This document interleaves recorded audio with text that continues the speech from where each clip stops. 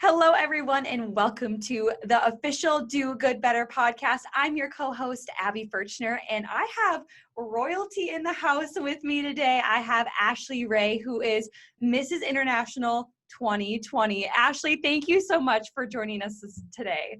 Thank you, Abby, for having me. Oh, I'm so excited to talk about this. I want to know all the steps to your journey when it came to becoming Mrs. International 2020. Take us back to the beginning of your pageant phase. Is this something that you've always wanted to do? Did you grow up doing it? Did you just start getting into it? Let us know.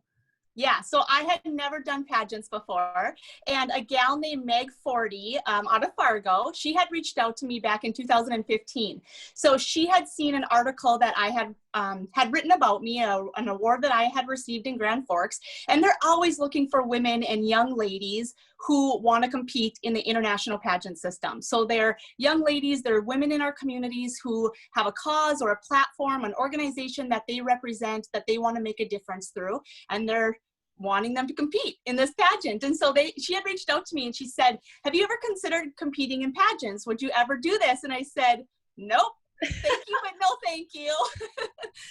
It was something I had never done. I had never thought of myself as a quote unquote pageant girl, right? I think a lot of us have a lot of misconceptions of what pageants are all about and the type of women and young ladies that compete in them. And so at first, originally, I politely declined. And then I took a few days and I did a little bit of research on the international pageant system and who they are and what they stand for, what they're all about. And I fell in love with them and their mission. Their mission is to make a difference, which aligns with my mission and everything that I was trying to do in my life at that time. And so I thought, I preach every day to people that life is about abilities and opportunities. And I have the ability, here's an opportunity to lead by example for women and for young ladies that I coach through my business, to make a difference through a nonprofit that I had at that time called the Copewell Foundation for Cancer Survivors, based off my cancer journey. And you know what, if it's just a way to connect with other women from around the state, awesome, right? So I decided to do it. So that was in November of 2015. I had 2 months to prepare for my first ever pageant ever. So I competed for Mrs. North Dakota International in 2016, January of 2016, my first ever pageant, and I won. I went to nationals in Jacksonville, Florida that year, placed in the top 15. I was awarded then a regional title. So once you've been a state title holder, you can be a regional title holder representing multiple states. So I went back in 2017 as Mrs. Midwest, placed in the top 15 again in Charleston, West Virginia, was awarded another title, and I politely declined at that time just because my husband and I were adopting our son Micah, and I knew I needed time at home, and we'll talk more about that. So I took a couple years off, and then last year, it was July, I was watching the pageant online, and I just knew this was my time to go back. I just knew, and I looked at my husband and I said, this is my year. This is the year that God wants to use us to share our story and to bring awareness to the importance of foster care and to advocate for all these kiddos in the system. I just knew it, Abby, with every ounce of my being. Everything in my body told me, this is the year you need to do this. And so my husband's like, yep, whatever you need to do. So I became Mrs. Central States 2020 last year and went back, competed at nationals again. This year it was in Kingsport, Tennessee. And I won. And so now here I am, Mrs. International 2020. It's like you were born to do this. Honestly, 2 months to prepare and then you win. I'd be like, I have no idea what I'm talking about. I don't know what I'm doing. Sometimes, though, the best thing you got to do is just wing it. I'm all about just winging it sometimes. Totally. Yes. And, the system is so focused on platform and the work that you're doing in your community. And so for me, that part was very natural. Maybe the evening gown part and the fitness wear part weren't my favorite pieces at that time. But for me, 50% of our score is based off of the work that we're doing in our community in our interview with the judges. And for me, that is where I'm at home. That was, my platforms that I represent, I live. This is my hobby. These are truly platforms that I live and breathe day in and day out. And so that part came just very natural for me. Yeah. Oh, I absolutely love that. And I want to talk about more about that stigma around pageants that you were just mentioning. I know a lot of Yeah. people think, oh, these girls are just doing it because they're pretty and they want the crown. And I have one of my closest friends to me is in pageants, and she does it mainly, like you said, to support her platform. Hers is all about mental illness and bringing awareness to mental illness. It's not what Awesome. people think. So that's what she uses her platform for. And she even says, just like you, that it's not about the crown. Like, the crown is great, and you're like, oh my gosh, look at what I have here right behind you. But that's not what it's used for. And talk a little bit more about that. How does that pageant world kind of work? Why do you think there is such a stigma around it? Well, I mean, I think for a variety of different reasons, right? I think we can get that perception that all we're into is the glam and the looks and the surface stuff, right? And yes, there is some of that. I mean, you have the evening gown and you have the fitness wear, so you need to work out. And I mean, there is an element of the superficial, the outer appearance, but that's for all of us. I mean, we all represent a brand, and it's all in what we want to portray to the world around us. I mean, I could have showed up today in my yoga pants that I had on 10 minutes ago, right? Right. You could have And showed my up in the tank top. fitness wear. Right. But it's just all a matter of what is that brand that you want to create for yourself? What is that perception that you want? And so, I mean, whether it's pageants or you go to work, I mean, it's a part of all of our lives, right? But I think there's just so much of that negative attention that's put on that aspect of pageants. But, you know, again, I think we just have to overcome that misconception that it's not all about the looks, that these women and these young ladies, we are educated, we are smart, we are talented, we are gifted, and most importantly, we are passionate. And especially in international, we focus so much of our energy on our platforms and the work that we're doing to make a difference and to create change in the world while we have the opportunity to do so. And that's the piece that we need to be focusing on and try to get past that. You know, I think too, you probably get your mean girl perception that there are some of, you know, that's some of that drama and that tearing each other down.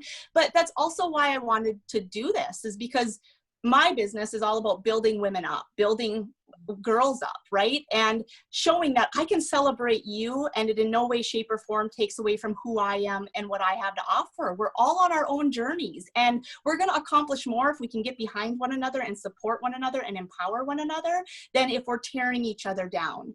And so I really wanted to lead by example and say, look, if women like me are competing in pageants and you know my character and who I am, then maybe you should do this too. Because honestly, international, granted, it's the only system I've ever competed in, and it's the only system I will ever compete in, but we truly are a group of women that support one another, and we want to see one another do good. You know, do good. It's right behind you, over your shoulder. Do good. We truly do. We, you know, yes, you always get your handful that maybe have more negativity than others, but in general, we are women that lift one another and support one another and work and collaborate together for the greater good. So I absolutely love that, because that's a lot of my I would say we have very similar morals or key values when it comes to supporting other women, because like you were just comparing you know, how you perceive yourself in a pageant to how you perceive yourself at work is very similar. You want to put on a good front. right. I think you can take that into your everyday life too. Like that lesson of supporting others and cheering them on, even when you don't get necessarily that win or that title or what you thought you wanted, and continuing to support them. You can do that in your everyday life as well. So it's not just here, look at me in my pretty dress. It is definitely a learning process as well, because you know, some women might have to learn to support others throughout this journey too. Yeah, you know, and I think it goes back, Abby, to understanding that we are all on our own journey, and that journey is going to look different for each of us. The opportunities within those journeys are going to be different for each of us. And too many times we get stuck on this idea that I wanted that opportunity that you had, right? I thought it was maybe my time, or that was meant for me. And just understanding that There is no timeline to life. There's no cookie cutter to what life looks like. Right. We are all on our own journey. We're all going to have our own opportunities. And it's being able to embrace those opportunities when they come to us and supporting others in their opportunities. You know, there were 2 years that I went to nationals and I didn't win. Did I want to? Of course I did. But looking back now, there's a reason. God had a reason why I didn't win those 2 times. And it was because I was meant this year, through this experience and through this platform. And I'm just at a better place now to be able to represent and do this job than had I won 4 or 5 years ago. So I absolutely love it. And before we talk about your platform and your story behind that, which is super cool, I'm so excited to discuss it. I do want to let you have your moment to gloat, because I would be, how amazing was it to see your face in Times Square? Yeah. On a billboard. Yeah, you know, okay, so it was such kind of a bummer because we never actually got to see it live in person. Oh, okay. I know. We went there and we waited around for a while. And my husband had never been to New York before. And so I felt bad kind of making him sit in Times Square with me, waiting for this moment. And so it was still cool, though, to be there, to see the billboard that it was going to be on, to take my picture, to share in that moment with him, because this system is about the spouse, you know, as the Mrs. category, and he truly is my team. None of this would be possible without him. And so being able to share even just in that moment together was pretty cool. But we sat for a few hours, and then when it didn't show up, I was like, okay, I'm not going to make you sit here anymore. So we went and did some sightseeing, but they took a picture of it when it was actually in Times Square. And I think it's a hard feeling to explain. You know, I can't say that I ever imagined that I would be in Times Square. And it was not only in Times Square, but it was in Las Vegas on the Strip. Oh also, my God. I mean, you know, COVID, it's the year of COVID, so how many people were actually on the Strip and saw it? Who knows? But to know that it was actually there is pretty cool. Oh, so. That is so, I think that is just so awesome. I would probably have been bawling my eyes out all day, like, I'm on a billboard in Times Square. Like, yeah, it was pretty cool. Yes. That's so cool. But let's talk about the really important stuff. Be a Foster, your organization, your platform. Tell us that backstory about how you really kind of poured your heart and soul into foster care. Yeah, so long story short, my husband and I are impacted by infertility, and it was our journey through infertility, then adoption, that then led us to foster care. So really, you know, my husband and I, while we were going through our journey with infertility, prayed a lot to God. I mean, we are faith-based people. We rely heavily on God for guidance in our lives, and we trust in his plan. But we prayed a lot to help us conceive a child, right? And one day in prayer, it hit me like a brick wall. God just placed on my heart. He's like, Ashley, do you want to be pregnant or do you want to be parents? And it was in that moment, I was like, duh, what's my ultimate goal here? You know, yes, as a woman, would I love to know what it's like to experience pregnancy and carrying your child? Of course I would. But it doesn't bother me anymore like it used to, because I see God's work in our lives and his greater plan for all of this. But it was in that moment. Do you want to be pregnant or do you want to be parents? That, yeah, I want to be a parent. And Andrew had the same goal. We want to be parents. And so in that moment, our prayers started to change from, do you want to, like, you know, to help us conceive a child, to help us become parents. Like, that's what we want. Just help us become parents. If that's through conceiving a child, great. If it's through adoption, great. If it's through foster care, great. In whatever way you see fit, just help us become parents. And it was about a month later that we found out that our son Micah was, his plan was being changed to adoption. So it's really crazy when you see God's work in everything about our lives. But so we went through the journey of adopting Micah. We got Micah when he was 16 months old. He was placed into our home, and he's actually related to my husband. So we knew of Micah since he was a baby. And then, so that was December of 2017, Micah was placed with us. And then we finalized everything July of 2018. While we were going through that process of adopting Micah, we had to go through a training called Pride. And it was in that training that foster care was really placed on our hearts. I'm not a stranger to foster care and adoption. My grandparents actually did foster care and adopted. So it's a part of my family. It was newer to Andrew. So when we went into Pride, our goal was not to do foster care. Our goal was to go through what we needed to get done to adopt Micah, right? So I was a little nervous when that day God placed on my heart that I was supposed to do foster care. So I was kind of nervous to tell Andrew. So we were sitting in the car and I was like, okay, how do I say this? So finally I just said, Andrew, I gotta tell you something. God placed on my heart that we are supposed to do foster care. And he looked at me, paused for a second. He's like, yeah, I know. I felt it too. And so I was like, oh, thank gosh. Right. But so it was in that moment that we knew, I mean, our eyes were opened to the need for foster families in our community, to what these children are going through, and as a way to support birth families when possible. So we knew, though, we need to get Micah in our home before we pursued that. So Micah was with us for about a year in our home, and then we became a licensed foster family in December of 18 and got our first long-term placement in February of 19.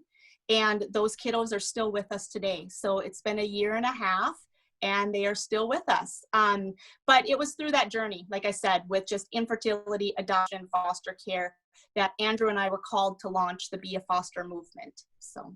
Wow. And I kind of want to, if you could maybe break it down, I bet it's a lot, but for those that don't know how foster care works, maybe they're hearing this and they're having those same struggles, and maybe they want to dive a little bit more into foster care. How does it work? It's not like these kids just come to your house and then they leave and then they come to your house and leave. Like, well, how does it kind of work?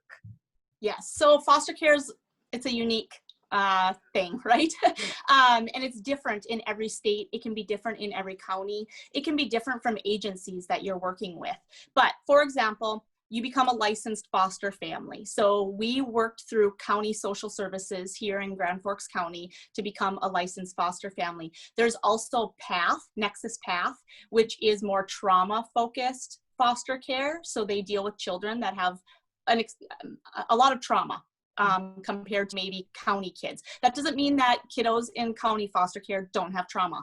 Every single one of the children that we have cared for has experienced some type of trauma, but it's usually just that higher level of trauma. There's a little bit more care required.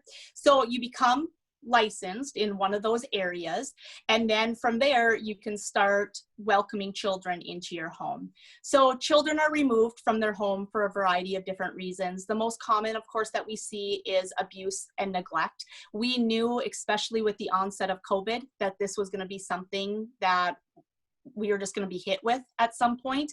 Foster care numbers dropped for a while, but now with COVID, with the social distancing, with the quarantine, we're seeing a lot of abuse and neglect, unfortunately. And as children are now getting back into school and things are kind of going back to that quote unquote normal, where caseworkers can get in homes again and have in-home visits and therapists and all of these people, we are now seeing the increase in reports and children that are making their way into the system. And again, the two most common reasons are abuse and neglect. So a child is removed from their home by, county social services, somebody that has identified that the children need to be removed. They are then, and again, every situation is going to be different, so I just want to disclaim that, but then typically they're put into just like an emergency foster family for a night or two until they can identify a foster family that will take them in more long term. So that's what happened in our cases, is the children were in emergency. They then came to our home. And then from there, usually the state has so many days. The children are in their custody for so many days before you go to court to determine what's the long term. Are they going to go back home? Or are they going to stay in foster care? And that birth family is maybe going to work steps to reunify with their child. So every child is with you for a different reason. They've experienced different things coming into your home, so you just never know what you're going to be dealing with. They're with you for different amounts of time. Some might be with you for a month. Some might be with you for 3 years. We have children that have been in the system for 5 years. So every situation is just a little bit different. I should say that the ultimate goal with foster care is reunification. That is the ultimate goal. We want to reunify a foster child with their family. That is our ultimate goal. Now, are there opportunities where that doesn't happen, right? There are times, there's situations, circumstances where that doesn't happen. And then there are opportunities for those children to be adopted into their forever homes. Yes, there are. But if you are somebody that's looking into going into foster care and your whole goal is to adopt, you're going into it for the wrong reasons, because your goal should be to provide care for a child while supporting a birth family and trying to reunify them. If that's not the case, that's not the case. It doesn't always happen, but your goal is reunification. And then from there, you can adopt if that option is there. It doesn't mean that those children that are in your home that you will adopt them. You know, sometimes people will foster them and then they move on to another home and they adopt them. So every situation is so different, Abby, so different. And throughout Be a Foster and throughout your movement and throughout learning more and more about it, what have you kind of learned about foster care that you might not have known of before you got into this? Is there more kids than you ever thought there was? Kind of share a little bit about that. Yeah, so, you know, the Be a Foster movement, I'll back up. You know, the whole mission of this movement is to really create conversation and understanding around the undeniable impacts of foster care and the increasing need for loving foster families. So worldwide, there's about 2.7 million children in foster care. In the United States, there's about 437,000, give or take. And here in North Dakota, where we are, there's about 1,600. So of those, let's take that on a national scale. Of those 437,000 children, we only have about 200,000 licensed foster homes, so half of what we really need. And 30 to 60% of those drop out each year for various reasons. A lot of it is burnout from families, right? That emotional burnout. So we're constantly in this search for new foster families, and we're constantly trying to retain those good foster families that we have. And I would say that that was probably, you know, one of the biggest things for us is we knew that the need, you know, we knew the numbers were great for foster children, but the need for families was just mind-boggling to us. You know, in one county alone, we saw 25 kids in 9 days come in just recently, and our foster homes are being just bombarded right now. I mean, like, we are overflowing right now, and of course we are happy and willing to welcome these children into our home and to care for them, but we need more families to relieve some of that burden and to also allow, you know, some of these children to be single placements and not to be with multiple placements in one home, but to be that single focus maybe in one home. So I would say that just the extreme need that we need for foster families. And then number two, I would say the unexpected thing for us is it's a really lonely journey. Because you can't talk about a lot of the details with people. There's a lot of confidentiality things that you can't disclose. And so that part was hard. You know, your friends and your family don't always understand what you're going through. And especially with the children that are brought into our care, again, most of them have dealt with some type of trauma. And that's a whole added element to parenting a child, dealing with that and trying to help them through that. So that was something that I don't know that anything can really prepare you for, you know. I mean, you can go through the training, but it's hard. So finding those support systems, those fellow foster families, those, you know, members in the foster community that get it, unfortunately, right? But fortunately, they get what you're going through, has been so incredibly important and valuable for our journey. So. Oh, yeah. Such great work, though. I mean, I can't imagine how powerful this must be to have those kids to share their stories with you and to help kind of guide them throughout their life and just be a sliver of that. What is that kind of like too?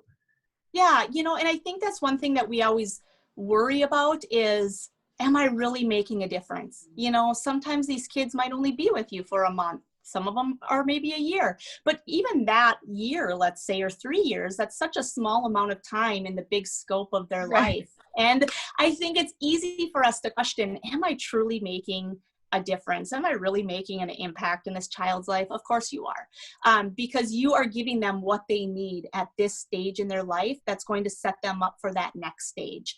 And if they weren't in your care, they wouldn't be receiving that possibly, right? And so we need to remember that. We might not always know the end outcome and, you know, what happens to some of these children. Some we do. I know foster families that keep in touch with their foster children, and now they're married and have kids of their own, which is great. But we don't always see that end journey, but we need to just trust that the work that we are doing right now here in this moment, that is making a difference in the ultimate outcome. And I can just say these children, every single one of these children has made a greater impact in my life and in our lives than we've probably made in theirs, honestly. So it's an incredible journey. And so for those that are maybe listening to this and they're like, ooh, maybe I kind of want to, maybe I want to be a foster parent, but they're kind of intimidated by it. They might not know a whole lot. What is your one piece of advice for those that are maybe swaying on that fence of maybe I should be a foster parent, maybe I shouldn't be? You know what? Just reach out and start gathering the information. Nothing is committing you to anything just by asking questions and gathering the information. From there, you can discern if this is right for your family or right for you at this time. And you know what? You might find out like we did, we wanted to do it, but at that particular moment, it just wasn't a good time or the right time. And I hate to say that because we can't tell these children in foster care, this isn't a good time, you know, like, so I hate to say it that way, but at the same time, you have to do it when it's right for you and your family, because if you don't, you're not going to be adequately serving the needs of the children that are coming into your home. So gather the information, discern if it's right for you right now or not. Like I said, for us, we waited a little bit, and when we were ready, we pursued it. But go into it again for the right reasons. Don't go into it with the goal of adopting. Go into it with the goal of providing care and a loving, nurturing, safe environment for a child while you try to reunify them with the family. And then from there, whatever that journey is, the journey is. But gather the information. Nothing is stopping, like nothing's committing you to doing it. Just gather the information. And I think now more than ever, so many of us who are at home, quarantined, or, you know, right, we have the time now more than ever. We have the time to gather the information. Reach out to, if you know of a foster family in your community, call and talk to them and ask them what their experience has been. With that being said, take everything with a grain of salt, because my foster journey isn't going to be your foster journey, and it's not going to be your foster journey, right? Every journey is going to be different. So keep an open mind when you gather the information, and then just decide if this is something that's right for you or not. Oh, such a great discussion today. But Ashley, before we go, how can people get in touch with you if they maybe want to, you know, get involved in the pageant world? And how can people contact you if they want to learn more and get more connected with Be a Foster? Absolutely. So, of course, for the pageant world, they can email me at mrsintl2020@gmail.com. So mrsinternational2020.com at gmail.com.